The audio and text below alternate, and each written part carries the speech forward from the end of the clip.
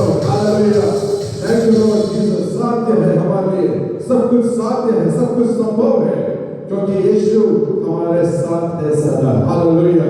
असाध्य नहीं, मनुष्य के लिए जो असंभव है, मनुष्य के लिए जो असाध्य है, वो सब कुछ परमेश्वर के लिए संभव है, साध्य है।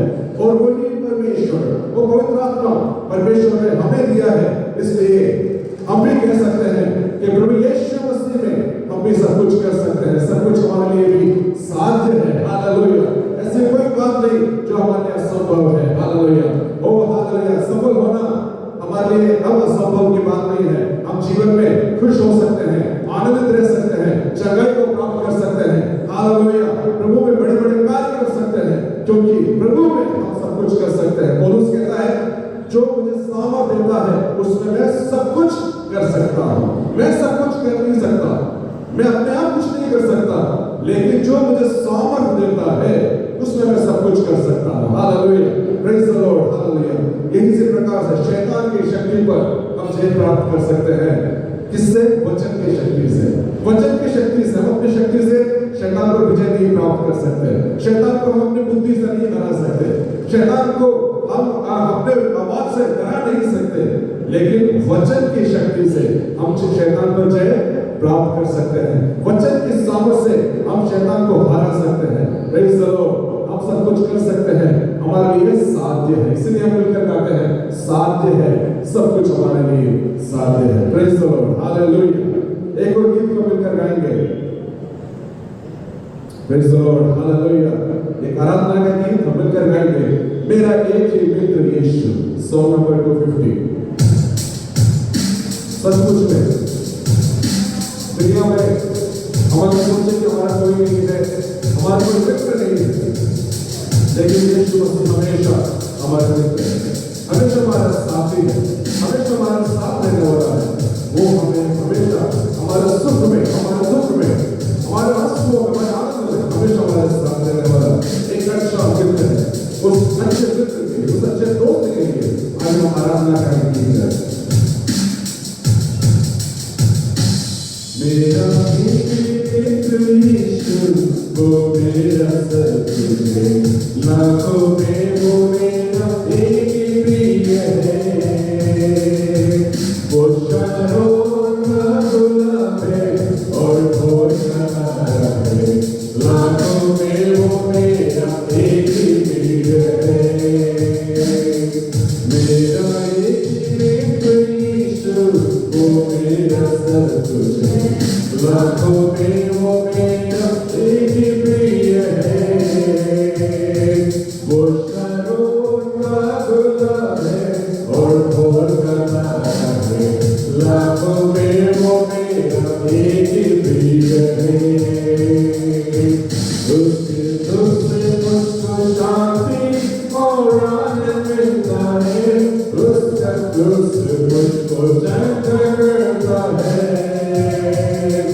वो शारोन का गुलाब है और भोर का तारा है, लाखों में वो मेरा एक ही प्रिय है।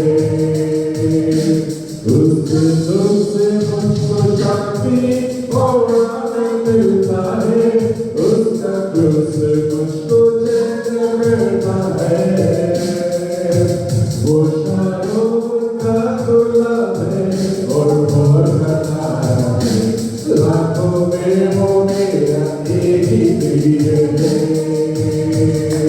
मेरा सारा बोझ उठाया, मुझे चंगा कर दिया, पैरों को मेरे से किया है। जब अकेला था भटका, उस सबने छोड़ दिया, यीशु मेरा प्यारा मित्र बन गया।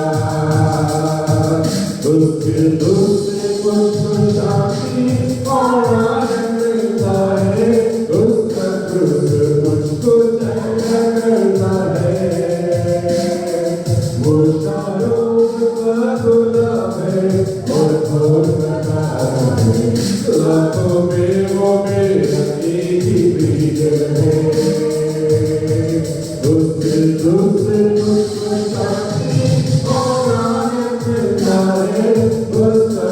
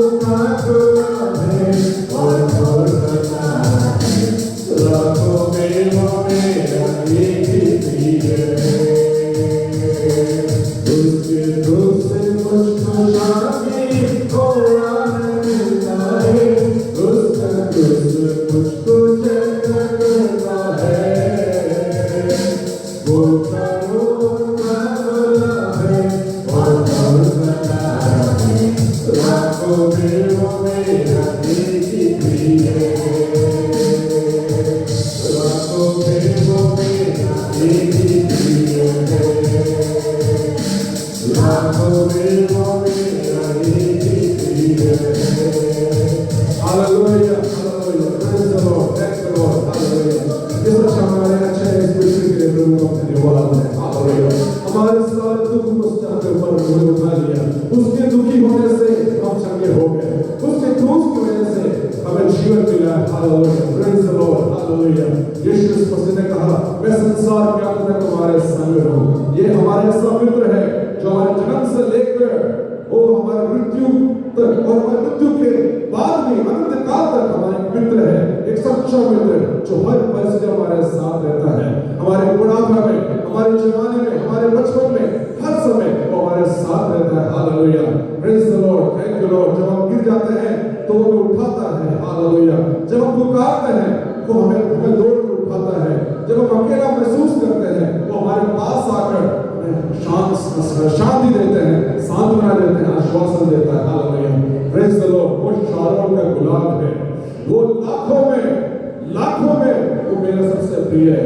प्रियो, हालेलुया, यीशु मसीह को ही अपने जीवन का एकमात्र मित्र समझे। हालेलुया, केवल वो ही एक अच्छा मित्र है जिसने हमारे लिए अपने जीवन को अर्पित कर दिया। Praise the Lord, thank you Lord Jesus. Hallelujah.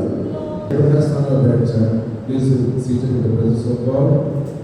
मैं प्रभु का धन्यवाद करता हूँ कि एक और हफ्ता प्रभु ने हमें प्रभु की आराधना करने के लिए हमारी राष्ट्रीय भाषा हिंदी में प्रभु की आराधना करने के लिए परमेश्वर ने इस केरल में अनुग्रह दिया। ये बहुत आशीष की बात है। मैं प्रभु का धन्यवाद देता हूँ कि हम लोगों ने यहाँ हिंदी वर्षिप शुरू किया। हम देख रहे हैं कुछ जगह पर हिंदी वर्षिप केरल में शुरू हो रहे हैं। उसके लिए प्रभु को धन्यवाद करते हैं। कुछ जगह कोची में अभी पिछले हफ्ते से एक जगह पर वहाँ शुरू हो गए हैं, न्यूज़ मिलान में, और भी कुछ एक और जगह पर काम हिंदी वर्षिप चल रही है। तो ये एक कह सकते हैं एक समय, एक जागृति का समय है। परमेश्वर कार्य कर रहे हैं और विशेष रूप से प्रभु का मैं धन्यवाद करता हूँ कि नॉर्थ से कुछ लोगों को, कुछ स्टूडेंट्स को परमेश्वर यहाँ पर केरल में इस साल पढ़ने के लिए भी परमेश्वर ने मदद किया। हमारे कुछ भाई लोग जो आए हैं वो लोग अभी छुट्टी में अपने घर गए हुए हैं। ये दिसंबर का महीना है, क्रिसमस का समय है, सीजन है, तो वहाँ पर उनको काफ़ी जगह पर उनको चर्च में काम करना पड़ता है, काम करना होता है, या उसमें एक्टिविटीज़ में वो लोग सम्मिलित होते हैं। तो वो लोग अभी गए हुए हैं। हमारे बहुत भाई लोग, संजीव भाई और विकास भाई हमारे बीच में हैं। वो लोग आज बहुत समय के बाद हमारे बीच में आए हैं। उनका भी हम एक बार फिर हमारे संगीति मसीह संगीति में स्वागत करते हैं। प्रभु आपको बहुत आशीष प्रदान करें। आप जब यहाँ पर हो तो जैसे हमने गीत में गाया, एक मित्र हमारे साथ है हमेशा, हमारे साथ प्रभु हमारे हमेशा हमारे साथ है। आपकी खबर हमने सुनी थी शुरुआत में, आपने खबर दी थी यहाँ पे, या संजीव भाई की जो समय वैसे बहुत आगे निकल गया है।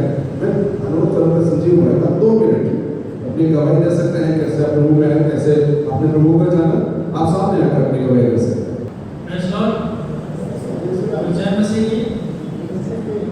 धन्यवाद करते हैं कि आज बहुत ही पिछले समय में परमेश्वर ने संभाल बचा के रखा और हम यहाँ बाइबल स्कूल में परमेश्वर का वचन सीख रहे हैं।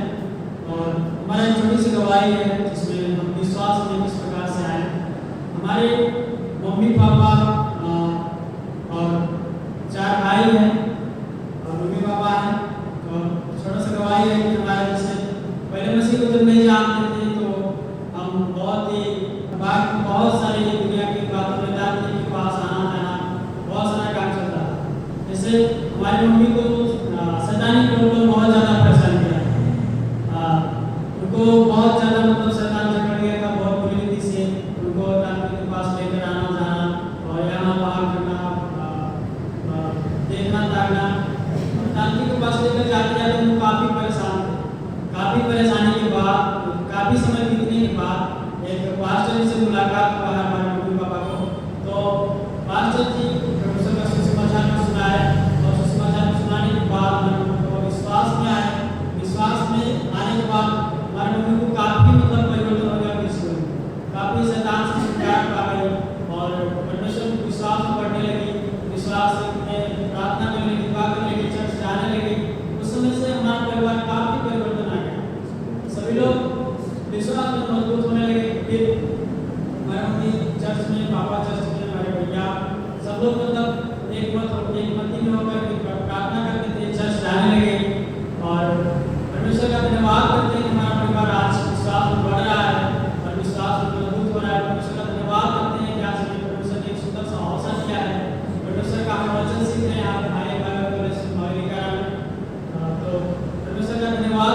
बहुत ही खूब अवसर दिया है परमेश्वर ने परमेश्वर का वचन सीखने के लिए। और हमारा परिवार भी विश्वास में अच्छा है और चंगा वाला है। परमेश्वर का धन्यवाद करते हैं और हमारे परिवार के लिए प्रार्थना करें तो हमारा परिवार विश्वास में और अच्छी रीति से बहुत ही अच्छी गवाही, छोटी सी गवाही। समय हमारे पास बहुत कम है, हम विस्तार रूप से कभी लोगों को अवसर देंगे, सुनेंगे। लोग आपको बहुत आशीष दे देखिए किस प्रकार से परमेश्वर एक परिवार को, एक जन को परिवर्तित करता है। पहले वाला कहा हमारे जीवन में शांति नहीं थी, हम भूले भटके हुए थे, हमारे नहीं मानव जीवन का उद्देश्य क्या है, हमारे जीवन में कोई खुशी नहीं थी। लेकिन जब से प्रभु को जाना, जीवन में शांति मिली, आनंद मिला और प्रभु को बढ़ रहे हैं।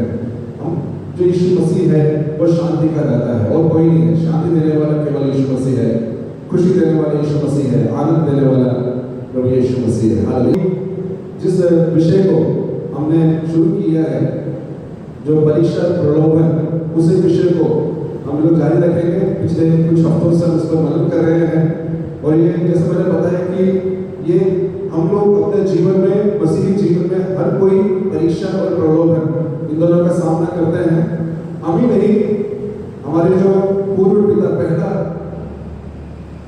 जो मनुष्य जिसको परमेश्वर अपने हाथों से बनाया, आदम और हव्वा, उनको भी शैतान ने परीक्षा में डाला या प्रलोभन में डाला, वो उसमें गिर गए। उसके बाद हम देखते हैं आगे बहुत सारी बातें हुई और उसके बाद देखते यीशु मसीह तक को, और यीशु मसीह ने अपनी सेवकाई शुरू की, बपतिस्मा लिया। और जब बपतिस्मा लेकर वो जब निकले, पवित्र आत्मा ने एक विराट जगह पर, निर्जन जगह पर ले गया और वहां पर शैतान ने यीशु मसीह की भी परीक्षा ली, परखा, प्रलोभन भी दी है और परीक्षा भी। यीशु मसीह के साथ दोनों चीज हुई है। अरे जैसे आदम और हव्वा के साथ हमने देखा कि प्रलोभन में, टेम्पटेशन में गिर गए, यीशु मसीह के साथ जो हुआ, यीशु मसीह के सामने प्रलोभन और परीक्षा दोनों एक साथ रखा, लेकिन यीशु मसीह ने अपने वचन से उस शैतान को हरा दिया। तो हमने ये देखा था कि परीक्षाएं जो होती है वो परमेश्वर हमारे जीवन में अलाउ करते हैं। आपको थोड़ा सा मैं बैकग्राउंड बताना चाहता हूँ। तो जो परीक्षा होती है वो परमेश्वर, वो जो टेस्टिंग होता है वो परमेश्वर अलाउ करते हैं। जैसे हमारे बच्चों के स्कूल में एग्जाम होते हैं, टेस्ट होते हैं, हम उन्हें खुद सुबह तैयार करके स्कूल में भेजते हैं। हम उनको ये नहीं बोलते कि टेस्ट आप रहने दो, हमें बार बार टेस्ट नहीं दिया, वो लोग आगे नहीं बढ़ेंगे। तो वो परमिशन, जैसे हम लोग अपने बच्चों को टेस्ट के लिए, एग्जाम के लिए काम करते हैं, स्कूल में भेजते हैं देने के लिए, उसी प्रकार से परमेश्वर भी कई बार हमें जीवन में अलाउ करते हैं टेस्टिंग के लिए, टेस्ट करने के लिए देते हैं। उसके अलावा दूसरा है टेम्पटेशन, जो शैतान लेकर आता है।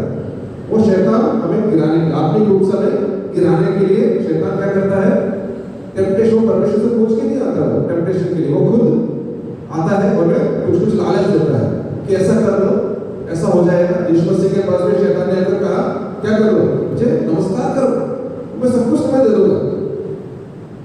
क्यों? कितनी बड़ी बात है, सब कुछ मिल जाता है। यीशु मसीह को बोला कि क्रूस पर चढ़ने की जरूरत नहीं है, कुछ भी कष्ट सहने की जरूरत नहीं है, बस मुझे एक बार नमस्कार कर लो, मैं सब कुछ दे दूंगा। ये टेम्पटेशन था, है ना? लेकिन यीशु मसीह उस टेम्पटेशन में गिरे नहीं। यीशु मसीह ने शैतान को वचन से हरा दिया। Praise the Lord. तो हम ये देखते हैं ये दोनों का फर्क हमें समझ में आ गया। तो टेस्टिंग जो है, परीक्षा जो है, प्रभु हमारे जीवन में अलाउ करते हैं, हमें गिराने के लिए। हमें प्रभु को मालूम है कि ये आगे बढ़ेगा और हमारे सामर्थ्य के हिसाब से परमेश्वर टेस्टिंग देते हैं। हमारे प्रभु हमारे आत्मिक स्तर को जानते हैं, स्टैंडर्ड को जानते हैं कि हम कहाँ तक स्थिर रह सकते हैं, उसके हिसाब से प्रभु हमें देते हैं। तो विचलित होने की जरूरत नहीं है, प्रभु को भरोसा रखें, परमेश्वर उस टेस्ट से हमें पास जरूर करेंगे। आप लोग को एग्जाम होगा ना, अभी आप लोग ट्रेनिंग कर रहे हैं तो आपका भी शायद एग्जाम होगा, या ऐसे छोड़ देंगे आपको आगे नहीं ना, एक टेस्ट होता है, वो जरूरी है। अगर टेस्ट नहीं लिया तो आपको कोई सर्टिफिकेट नहीं मिलेगा या आगे नहीं बढ़ेगा, और आपको उसी से ही लिया जाएगा जो आपको पढ़ाया गया है ना। पीएचडी का लेके, डॉक्टरेट का लेके आपको नहीं दिया जाएगा, आपने जो पढ़ा है उसमें से आपको टेस्ट दिया जाएगा। परमेश्वर के हमारे जीवन में हम लोग जो सीखते हैं, हम लोगों की जो कैपेसिटी है उसके हिसाब से परमेश्वर कुछ टेस्ट अलाउ करते हैं आने के लिए। पिछले हफ्ते में देखा, परमेश्वर ने अब्राहम की परीक्षा की। अब्राहम परमेश्वर के लिए, परमेश्वर ने कहा अब्राहम तो अपने बेटे को मेरे लिए बलिदान कर दे, और अब्राहम ने क्या किया, उस बात को स्वीकार किया, आज्ञा मानी उस परीक्षा को पास कर लिया और परमेश्वर उसको आशीष दी। परमेश्वर ने कहा तू जातियों का पिता होगा, आशीष देगा। टेस्ट के बाद हमेशा परमेश्वर आशीष देते हैं, लेकिन टेम्पटेशन में जो हमारे पास है वो भी चला जाता है। इस बात को जरूर ध्यान में रखिएगा। Praise the Lord. तो पहले हमने पिछले हफ्ते देखा कि जो हमारे जो टेस्ट है परमेश्वर को अलग करते हैं हमारे विश्वास को देखने के लिए। कभी कभी बीच बीच में हमें देखने के लिए विश्वास में हेगी नहीं है, हम परमेश्वर के प्रेम में हेगी नहीं है, कि हमारा प्रेम कम तो नहीं हो गया। ये इसलिए परमेश्वर कभी कभी छोटे छोटे टेस्ट लेते हैं, अलाउ करते हैं लेने के लिए। दूसरी बात जो है जैसे हमने देखा पिछले बार to test our faith, Abraham के विषय में देखें टू टेस्ट और फेथ, हमारे विश्वास को परखने के लिए परमेश्वर टेस्टिंग अलाउ करते हैं। दूसरी जो बात आती है टू टेस्ट आवर फेथफुलनेस। एक है फेथ, एक है फेथफुलनेस, ठीक है। एक है विश्वास और एक दूसरा विश्वास योग्यता। ये दोनों अलग अलग है। विश्वास मतलब आंखें बिना देखे परमेश्वर पर विश्वास करना। वो परमेश्वर जो कुछ बोले वचन में जो कुछ लिखा है उसमें विश्वास करना। आप जब बाइबल पढ़ते हैं, जब उत्पत्ति 1:1 पढ़ते हैं, सबसे पहले परमेश्वर ने कहा परमेश्वर ने आकाश और पृथ्वी बनाई, है ना, बना दी। उसके बाद लिखा है परमेश्वर ने पेड़ पौधे बनाए, सूरज बना दिया, चांद बना दिया। हम क्या सोचने जा रहे हैं? क्या हम देखने जाते हैं? कहीं नहीं जाते, हम विश्वास करते हैं। वचन में जितनी बातें लिखी हुई है इसके ऊपर पूरा विश्वास करते हैं।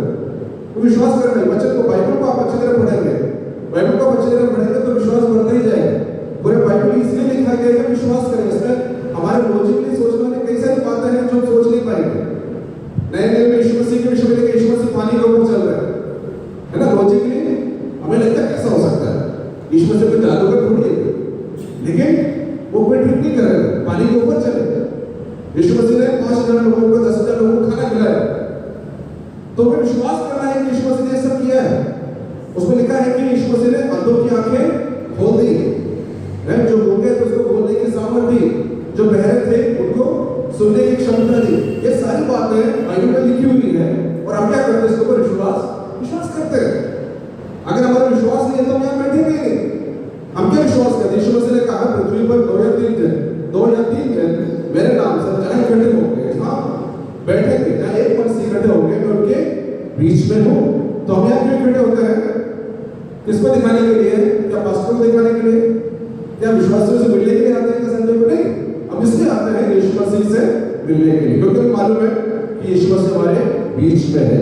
तो इसे विश्वास के ऊपर चलता है। विश्वास is different, faith is different.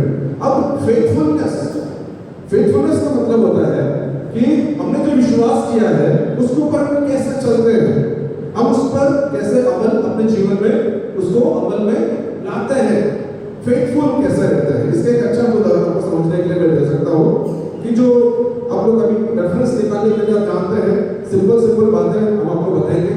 Yusuf के लाइफ को हम लोग अच्छे से जानते हैं। यूसुफ का लाइफ, जोसेफ, उसका जीवन हम सब कुछ जानते हैं। जैकब का बेटा जोसेफ, ठीक है। तो कौन था? इब्राहिम याकूब का बेटा जोसेफ। बचपन से ही वो कैसा था?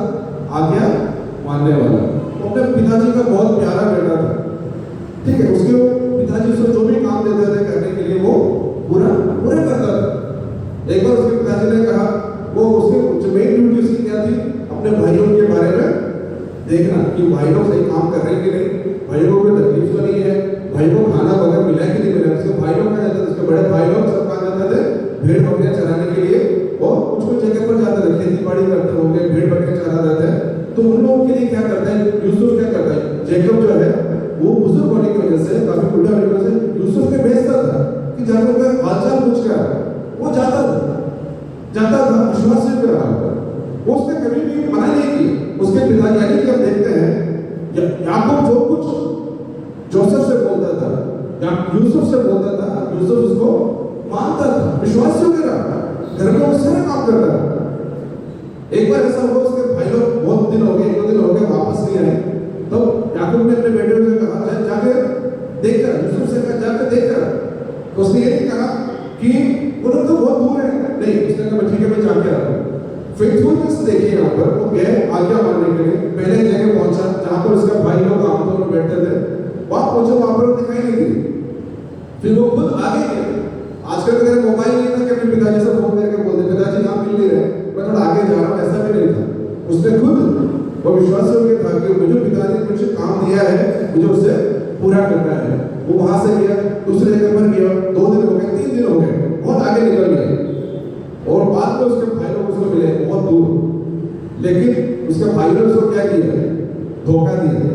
उसको बोला कि ये तो पिताजी का बहुत प्यारा है, जो जलन रखते थे, हमें मालूम है कि वो जलन रखते थे ना, जलन उसके भाई लोग उसके जोसेफ से जलन ईर्ष्या रखते थे। ईर्ष्या रखने का कारण भी था क्योंकि पिताजी जोसेफ से ज्यादा प्यार करते थे, है ना। उसको कुछ अच्छे नए नए कपड़े खरीद के दिए, अच्छे वाले अलग से, और साथ ही साथ ऊपर से जोसेफ ने एक अच्छा 1-2 सपने भी देखे, सपना भी देखा, जाने आपको करते ना, सपना भी देखा, और सपने में ही देखा कि सब उसको नमस्कार कर रहे हैं। तब इसके अंदर ये भाइयों के अंदर ये भावना है कि ये कैसा है, हम क्या इसको नमस्कार करेंगे, ये सबसे छोटा है, इसको कैसे नमस्कार करेंगे। लेकिन वो परमेश्वर की ओर से था, परमेश्वर की योजना थी, परमेश्वर का वो दर्शन था। उसने कहा कोई बात नहीं। तो ये ईर्ष्या रखते थे भाई लोग। और उसके बाद वो यूसुफ जो है उसको उन्होंने क्या किया, पकड़ के कुएं में डाल दिया, बहुत डाल दिया। वो बहुत चिल्लाया, वो गिड़गिड़ाया, मुझे मत मारो, मैंने आपका क्या बुरा किया है। उन्होंने नहीं, हम तुझे, तो वो मारना चाह रहे थे, लेकिन उसको मार डालना चाह रहे थे। तब एक के मन में होगा कि चलो उसको मारने अपना भाई है, इसको मारेंगे, इसको क्या करते हैं। वहां से कुछ यात्री लोग कह रहे थे, मिस्री लोग, उनके हाथ में उसको भेज देते थे, उसको फायदा हो जाएगा, पैसा मिल जाएगा उसको। उन्होंने क्या किया, भाइयों ने मिलकर यूसुफ को वहां पर उसको बेच दिया। अब यूसुफ जो है बिकने के बाद वहां पर किस तरीके से गया, जो अपने पिता का प्रिय पुत्र था, अब वो क्या बन गया, गुलाम बन गया। लेकिन उसने वहां पर परमेश्वर की निंदा नहीं की, शिकायत नहीं की उसने, वो वहां पर गुलाम बन के रहा। फिर वहां से किसी और ने खरीदा, पोतीफर ने खरीदा उसको, जेलर ने खरीदा। फिर हम देखते हैं कि वो जहां पर भी रहा, वो परमेश्वर की व्यवस्था से, परमेश्वर की बातों से वो दूर नहीं हटा। उसने जो कुछ सीखा था परमेश्वर की व्यवस्था से, उसके पिताजी से जो कुछ उसने सीखा था, उसने उसको अपने जीवन में अमल में लाया। उसको मालूम है कि उसको कभी पता चलता है वापस नहीं जाए, कभी नहीं सोचा कि मैं वापस जा पाऊंगा, क्योंकि अब वो कहाँ पहुंच गया, गुलाम बनकर, एक मिस्र के देश में गुलाम बनकर पहुंच गया। उसको कोई उम्मीद नहीं थी कि वापस अपने पिता के पास जाएगा, अपने भाइयों के पास जाएगा, या उनसे मिल पाएगा, उसको कोई उम्मीद नहीं थी। वो चाहता था, बोल सकता था, मुझे परमेश्वर आपने मुझे छोड़ दिया है, मेरे पिता ने छोड़ दिया, मेरे भाइयों ने छोड़ दिया, परमेश्वर आपने मुझे छोड़ दिया। इसने ऐसा नहीं कहा, बोले मेरे सबने छोड़ दिया हो, लेकिन जैसा हमने किया, मेरा प्रिय मित्र यीशु, उसके अंदर भी ये था कि यीशु मेरे परमेश्वर मेरे साथ है। उसने कभी परमेश्वर के खिलाफ बात नहीं की, वो हमेशा व्यवस्था में बना रहा। वो जब गुलाम बनकर देखते हैं, जब वो गुलाम बनकर जेल के अंदर भी था, वहां पर भी उसने अपने काम को फेथफुली किया। इतना फेथफुल था, इतना उसने लगन के साथ, विश्वास योग्यता के साथ उस जेलर के घर में, अपने मालिक के घर में उसने काम किया कि जेलर के भी अंदर उनके पास वो भी कई सारे लोग थे, कई सारे नौकर थे उस पोतीफर के वहां पर। लेकिन पोतीफर ने क्या किया, देखा कि ये इतना विश्वास योग्य है, इतना अच्छे से काम करता है, इतना लगन से काम करता है, इतना अच्छा स्वभाव है इसका। उसने क्या अपने घर का सारा अधिकारी उसको बना दिया, उसे घर का सब कुछ। उसने बोला मुझे और मेरी पत्नी को छोड़कर जो कुछ मेरे घर में है, सब कुछ का अधिकारी तू है। वो इतना विश्वास योग्य था। लेकिन वहां पर भी उसके साथ कुछ बात हुई, उसको वहां से जेल में डाल दिया गया।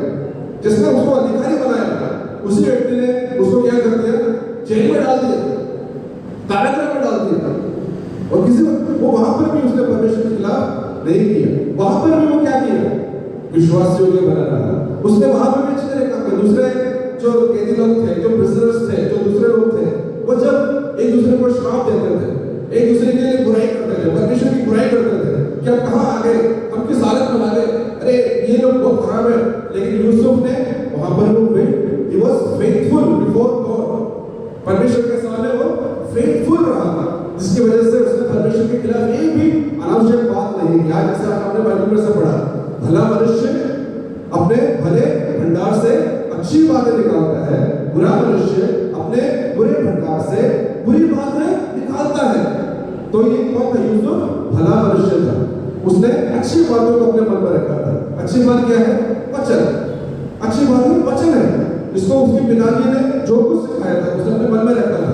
पिताजी ने सिखाया था कि परमेश्वर कभी धोखा नहीं देते, परमेश्वर कभी भी छोड़ते नहीं है। हम जहाँ कहीं भी है परमेश्वर में देखते हैं, परमेश्वर हम पर नजर रखते हैं। अगर हम सही है परमेश्वर हमारे रास्ता निकालेंगे, ये उसके मन में था और वो उसी तरीके से रहा।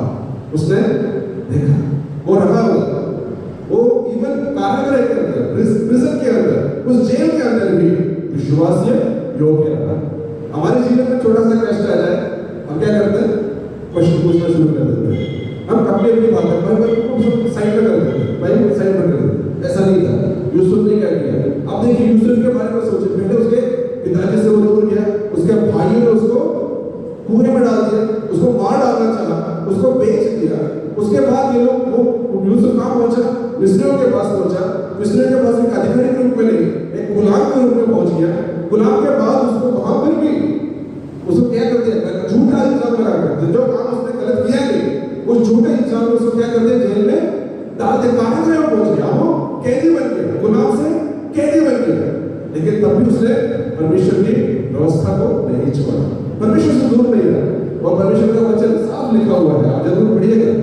परमेश्वर का वचन कहता है कि परमेश्वर यूसुफ के साथ साथ रहा और परमेश्वर ने जो कुछ यूसुफ करता था उसमें उसको आशीष देता गया। जो कुछ वो करता गया, अगर हम विश्वास योग्य हैं, अगर परमेश्वर के वचन विश्वास योग्य है, हम जो कुछ करेंगे परमेश्वर उसको आशीष देंगे। हालेलुया। इसीलिए क्या किया, होता गया। वहां पर भी वो वफादार रहा। किसके प्रति वफादार रहा, अपने मालिक के प्रति। जो उसमें भी देखिए, अब जेल में भी जब उसने अच्छा काम किया तो उसके वहां पर जो जेलर था वो खुश हो गया। उसने कहा इसका भी अधिकारी बना देता। यूसुफ जहां भी जाता था परमेश्वर उसको अधिकारी बना देता था। तो अपने जीवन में अगर आप अधिकारी बनना चाहते हैं, अपने जीवन को उठना चाहते हैं, एक ही काम करना है, विश्वास योग्य रहना है। परमेश्वर हमारे देखते हैं तब कितने विश्वास योग्य है। प्रभु ने हमें जो सेवकाई दी है, प्रभु ने हमें जो काम दिया है, हम उसमें कितने विश्वास योग्य है ना, कितने विश्वास योग्य। जितना विश्वास योग्य होंगे परमेश्वर उतना हमें आशीष देगा। परमेश्वर ने यूसुफ को तो छोड़ा नहीं, जेल में छोड़ा नहीं। परमेश्वर ने एक दर्शन दिया था बचपन में, उस दर्शन को कितने साल, 15-17 साल के बाद उसको पूरा किया और ऐसा एक सिचुएशन बना दिया। परमेश्वर ने ऐसा एक सिचुएशन बना दिया, पूरी दुनिया में सूखा पड़ गया, अकाल आ गया। और हम जानते उस कहानी को, राजा को दर्शन आया, उसने कहा मुझे बताओ ये सपना क्या है, इसका अर्थ क्या है। किसी को नहीं पता था। परमेश्वर ने उसके लिए एक रास्ता खोला और एक रास्ता खोला। और व्यक्ति ने, जो पिलाने वाला उसने कहा एक व्यक्ति है जेल में, गुलाम है, कैदी है, वो क्या सपने का अर्थ सही से बता देता। आप जो देख रहे हो उसका अर्थ वो बता सकता है। उसको लेके आया गया और उसने क्या किया, जो कुछ था, जो सपना था उसको बता के उसका आंसर भी दिया। परमेश्वर ने क्या किया, जेल में से निकाल कर, गुलाम में से हटाकर उस देश का, मिस्र देश का प्रधानमंत्री बना दिया। इतना अच्छा उसने ओबीडिएंट रहा, इतना वफादार रहा कि जो फिरौन है उसने भी कहा कि मुझे और मेरे भाई को छोड़कर इस पूरे देश में जो कुछ है उसके ऊपर तू कौन है, अधिकारी। Praise the Lord. तो ये किसने, और वो बात अधिकारी बना, यूसुफ का परमेश्वर ने अधिकारी बना दिया। और जितने लोग थे बाद में हम देखते हैं, जो जिन भाई ने उसको धोखा किया, जिन भाई ने उसको मारना चाहा, वही भाई उसके पास लास्ट में आते हैं। परमेश्वर उसको लेकर आए। उस पिताजी जिसने सोचा कि यूसुफ मर चुका है, उसे कभी नहीं देख पाऊंगा, लेकिन परमेश्वर ने ऐसा अवसर किया उस पिताजी को भी, याकूब से भी वो मिल पाया और 17 साल उसके साथ सबसे अच्छे, मिस्र में सबसे अच्छे जगह पर वो लोग खुशी के साथ रहे। हालेलुया। तो परमेश्वर ने भजन संहिता में लिखा है, साफ लिखा है, 119 में पढ़िएगा, 117 में भी है, 118 में है, एक ध्यान से पढ़िएगा। उसमें लिखा है मैंने यूसुफ को परखा, आग में डालकर परखा। यूसुफ के लिए कहा गया है, परमेश्वर खुद कह रहे हैं कि मैंने यूसुफ को आग में डालकर परखा ताकि वो कुंदन के समान, एक अच्छे सोने के समान बाहर निकल कर आ सके। तो परमेश्वर हमारे जीवन में ये जो छोटी परीक्षाएं को अलाउ करते हैं, इसका दूसरा जो उद्देश्य है वो है हमारे विश्वास योग्यता को परखने के लिए, तो टू टेस्ट आवर फेथफुलनेस। तो हमारे जीवन में भी अगर परमेश्वर हमें कोई भी छोटा सा काम दे या बड़ा काम दे, तो हमें एक चीज हमें याद रखनी है कि faithful, we have to be faithful before God। अगर परमेश्वर के सामने फेथफुल है, यहाँ पर भी फेथफुल है और उसको परमेश्वर आशीष देते हैं। इसलिए जो काम हमें परमेश्वर ने दिया है हम सबसे अच्छी तरीके से यूसुफ के लाइफ में बहुत अच्छा एक कहानी कभी समय मिले तो हम इसको बताएंगे, इस पर डिस्कस करेंगे कि हर काम छोटे छोटे काम को भी वो दिल के साथ करता था, इसलिए परमेश्वर उसको आशीष दी। और जब दूसरे लोग मना करते थे कि ये काम हम नहीं करेंगे, यूसुफ ने कहा मैं कर लेता हूं। उसने कभी किसी चीज के लिए मना नहीं किया, इसलिए परमेश्वर उसको अधिकारी बनाया। सारे जो अधिकारी, राष्ट्र का अधिकारी उसको बना दिया। परमेश्वर हमारे जीवन में चाहते हैं कि हम अपने जीवन में विश्वास योग्य बने रहे। तो दूसरा जो है, इस बात को हम याद रखें, विश्वास योग्य बने रहे। छोटे काम में, बड़े काम में, चाहे प्रार्थना में हो, वचन में हो, दूसरों को शेयर करने में हो, किसी भी चीज में जो परमेश्वर ने उत्तरदायित्व दिया है उसमें हम फेथफुल बने रहे। परमेश्वर हम सबको आशीर्वाद करेगा। हालेलुया।